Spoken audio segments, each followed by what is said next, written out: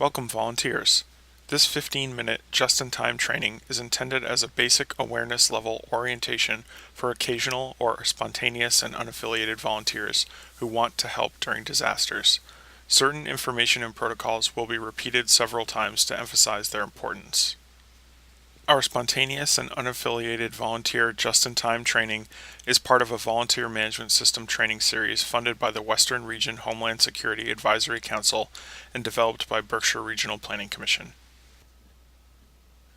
Thank you for volunteering. We are grateful for your willingness to help. This training will provide you with information meant to ensure you are ready to volunteer and understand how to keep yourself safe. This training will also teach you about the organizational structure of emergency response operations and outline the registration process that will occur before you can begin serving as an official volunteer. The sections in this presentation correspond to the sections in the Just-in-Time Training Pocket Guide. If you have a copy, you may follow along as we go through the slides. SUV Training Guide, Section 1, At a Glance, Overview. Before you serve as a volunteer, consider the following. Are you and your family prepared? Do you have a personal or family emergency plan? Are you willing to consider multiple ways to help out? While we always try to match a job with a volunteer's skills, you may be needed for other tasks, some not very glamorous. Are you aware of the potential risks that may be encountered as a volunteer, such as inclement weather, fallen debris, or other hazards? Finally, have you considered your personal limitations, such as a medical condition which may prevent you from volunteering? If you have considered these items and still wish to volunteer, then this training is for you. At a Volunteer Reception Center, or VRC, you can expect several things to happen before you are deployed as a volunteer. First, you will be welcomed and go through registration. Following this, we will verify your credentials, such as relevant licenses you may hold, and conduct a background check. From here, you will be oriented on the specifics of the emergency to provide you with awareness of the situation on the ground. After this, you will receive a job assignment or callback instructions if you won't be immediately deployed. After receiving your job assignment, you will be briefed and will complete any specialized training you may need.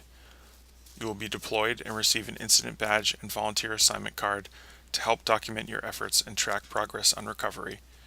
You will be transported to your volunteer site where you will complete your assignment. Finally, you will return to the VRC for reassignment or demobilization. The first step at the VRC is for all potential volunteers to register.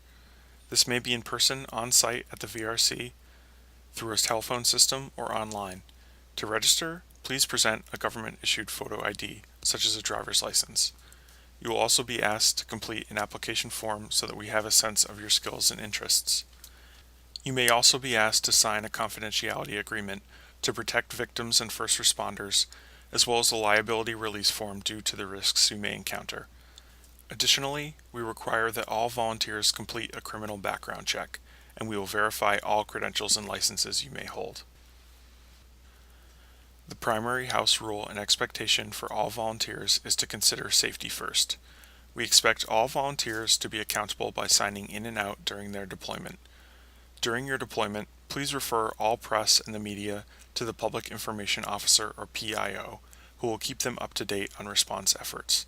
Additionally, we ask that you refrain from using social media during your volunteer work to protect the identities and confidentiality of any victims and responders.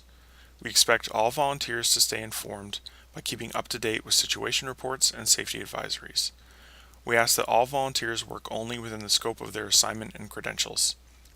Finally, we know that emergencies can be chaotic and uncomfortable, but that helping others can be very rewarding.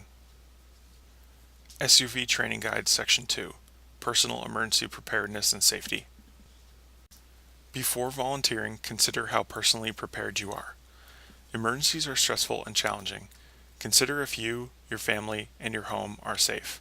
If they aren't, it is important to ensure that they are before volunteering. Consider also your mental and physical health, and if you have free time to volunteer. Consider if you have appropriate clothing or equipment needed to volunteer, or if you have adequate transportation. Also, consider any special needs that staff should know about, such as a medical condition.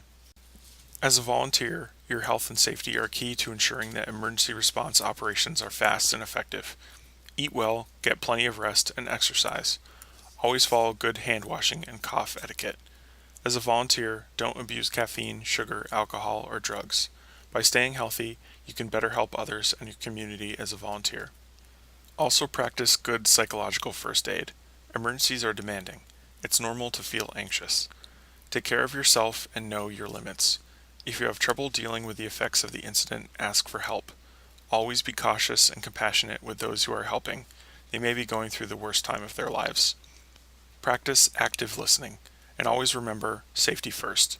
Call 911 if you feel your safety is in doubt. As a volunteer, prepare yourself to serve by bringing the following items, such as water and snacks, hand sanitizer, appropriate clothing, boots and heavy gloves, a flashlight, a cell phone and charger, contact lists including your ID, professional credentials, a pack to carry it all, as well as cultural awareness. Please do not bring any children under the age of 16, pets, valuables, weapons, drugs or alcohol, an attitude, or a personal agenda. Always think safety first. First protect yourself, then protect others, then help to control the incident. Lastly, think about saving property and the environment. SUV Training Guide, Section 3, Code of Conduct. As a volunteer, you are expected to follow a code of conduct. We ask that you follow all safety instructions and that you treat all you may encounter with respect. Please honor victims and responders. We also ask that you honor the confidentiality and media agreements you have signed to protect the identities and confidentiality of these victims and responders. We ask that you communicate clearly and often. The chain of command and organization of emergency response is important. Please remember who you report to and who reports to you. If in doubt of what you should do, ask or report to your supervisor. Finally, always work within your assignment, skills, and training. Take responsibility for having a positive experience as a volunteer. While serving as a volunteer, we ask that you respect the privacy of all victims and responders. Understand the incident rules about social media posts. Social media use and taking photos while deployed are not allowed. These may infringe on privacy and hinder the response. Additionally, they may cause misinformation to be released to the public. While deployed, you should always refer the press and all media requests to the Public Information Officer or PIO or to your supervisor to ensure that all messages are coordinated and accurate. These individuals are the only ones who can speak for the response effort. SUV Training Guide Section 4, Incident Command System and Supervision. Emergencies operate using the Incident Command System or ICS. All volunteers must use this structure to be safely integrated into the response system. Remember, there is always someone in charge. Always know who you report to and who reports to you. ICS is a standardized hierarchy and chain of command used across the country for emergency response. One person is in charge, the incident commander. Beneath this person are command staff, including information, safety, and liaison officers. Finally, there are general staff in 4 categories, including operations, planning, logistics, and finance. One person supervises no more than 7 people. This is known as the span of control. Everyone knows who they report to and who reports to them. Communication is the key to proper emergency response. Check your cell phone or radio if you are using one to ensure you have coverage and can communicate with others. Make sure others you are volunteering with have your contact information, including cell phone and radio number. Know your check-in times and points of contact and who you are supposed to call. As part of the Incident Command System, know who you report to and who reports to you. If you are using a radio for the first time, check with a supervisor or experienced volunteer first. There may be specific protocols you are required to use. SUV Training Guide Section 5, Registration. To register as a volunteer, you must show and carry a government-issued photo ID at all times. You may also be issued an incident badge. You will be asked to complete some paperwork before volunteering. These include an application, code of conduct, confidentiality agreement, and background check forms that were discussed earlier. SUV Training Guide Section 6, Credentialing.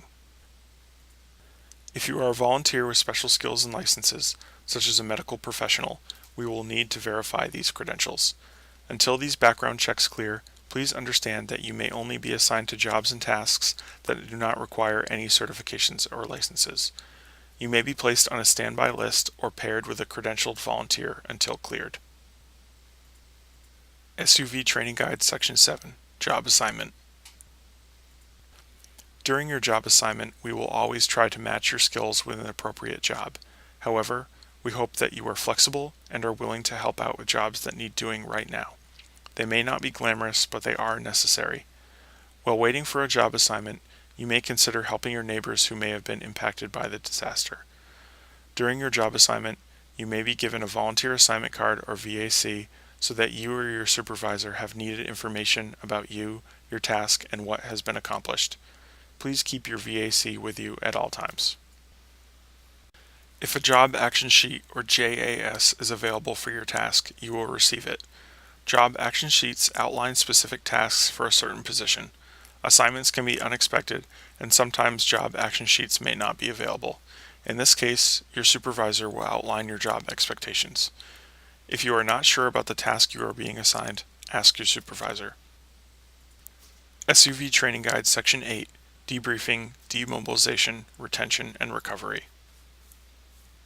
After your task is complete, volunteers will usually return to the VRC for reassignment and/or debriefing and release. Remember to sign out and to return badges and all supplies and equipment. A VRC volunteer report outlining tasks and hours you may have worked may be available from us if your employer requests a volunteer verification document. After the immediate response is complete, there may be additional volunteer opportunities to help the community recover. Consider continuing to work for emergency management and recovery agencies. Consider joining an official volunteer agency such as the Medical Reserve Corps or community emergency response teams. If you are interested in joining these groups or others, just ask. This way, trained and experienced volunteers will be prepared for the next disaster. As always, have a plan, build a kit, and stay informed, and volunteer to help out during emergencies. For questions about this training, please contact Berkshire Regional Planning Commission or BRPC. For more information and copies of training materials, please visit the Western Region Homeland Security Advisory Council website or the other websites shown on the screen. Thank you for